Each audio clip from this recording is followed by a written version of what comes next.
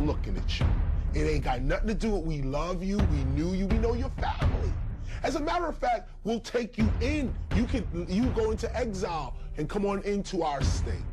And come on in, but we taking your land, your resources. Why? Because you weak. How can Africa be so poor and yet be materially so rich? It's real simple.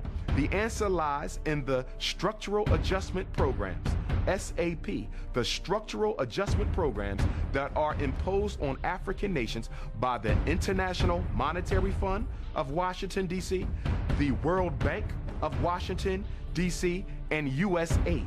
These three organizations come into Africa, loan money, and then charge an interest rate on that money that they know the African nations can never pay back, thusly re-enslaving the entire nation and, in fact, the entire continent. I point out that when Spanish, English, Dutch explorers would go through, let's say, the Americas, there's a good example here for the African continent. Many of the places they arrived at were already abandoned. Our tribes leaders, our kings and queens, our priests, traveled the world. They were literate. They read and spoke many languages. They heard and knew. These guys are coming to take over the land. They got weird weapons, and this is what they're gonna do. They went back to their tribe, told everybody, gather up your stuff. We have to leave.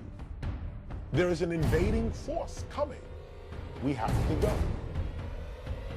So many tribes were warned. When this invading force came, many times they came and found the place deserted and just claimed it as their own. Why was Muammar Gaddafi killed? Muammar Gaddafi was murdered because he, along with the other African heads of state, were about to bring into existence Africa's first central bank. They were erecting a central bank in Africa, which was going to do what? Back its money to the resources under the ground in Africa. Now, what would that have done to the global economic order?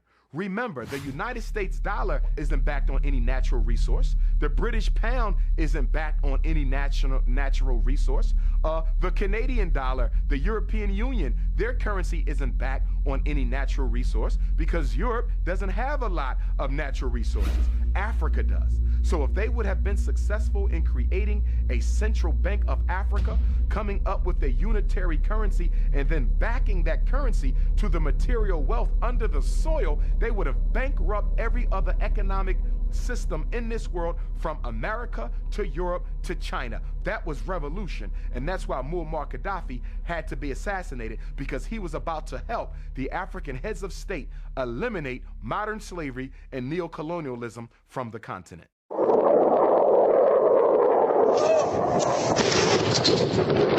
According to some, it's about protecting civilians. And our resolve is clear. The people of Libya must be protected. Others say it's about oil. The only reason they're interested with Libya is about the oil. You'd think we'd be in Iraq if the major export there was broccoli.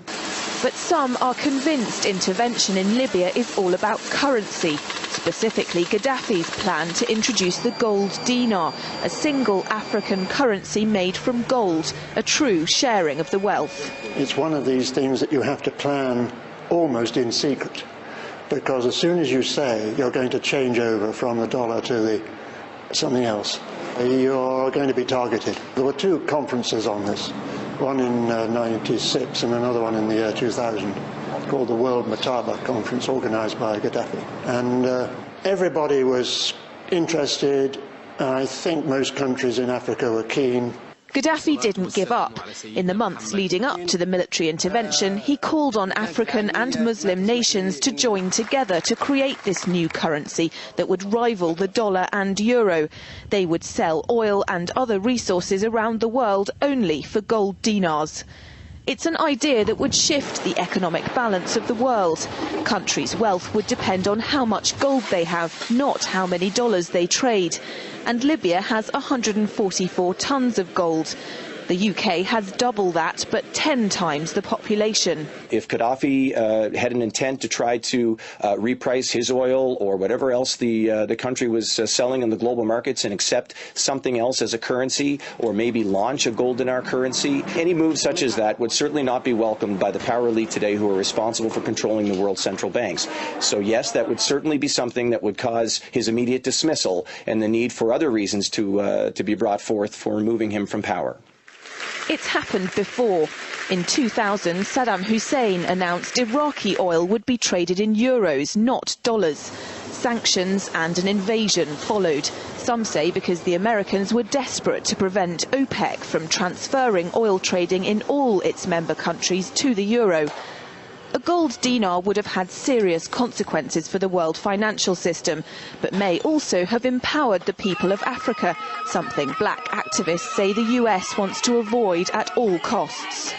The United States should welcome the self-determination of Africans. They certainly have denied self-determination to Africans inside the United States, so we're not surprised by anything that the United States would do to hinder self-determination of Africans on the continent.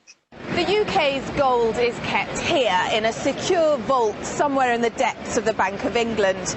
As in most developed countries, there's not enough to go around. But that's not the case in places like Libya and many of the Gulf states. A gold dinar would have given oil-rich African and Middle Eastern countries the power to turn around to their energy-hungry customers and say, sorry, the price has gone up and we want gold. Some say the US and its NATO allies literally couldn't afford to let that happen. Laura Emmett, RT, London. Today, I'll give you the reason why